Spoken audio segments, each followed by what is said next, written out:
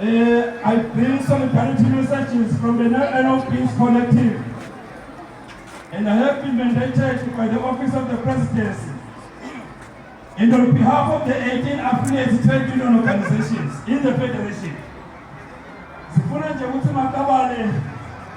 We want to thank and congratulate you, my comrades from SNAS, for organizing a day like this to be a campaign for the revolution. But my comrades, they are full of the starting to the revolution. Sifuna direct the Thabani, Nested and the family, Nkomonde, for losing what was going to be the future for the family in the manner that it did happen last year as a result of the state security organs.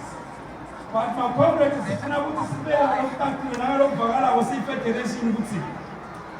City 7, no Masati comrades Butsi. City 7, Sibanula Matensa Eman, Bakash, no Batuan. Voters taxes free in Thabani. Wabuti Nakulu, Makom, Skurman, and Alawasis.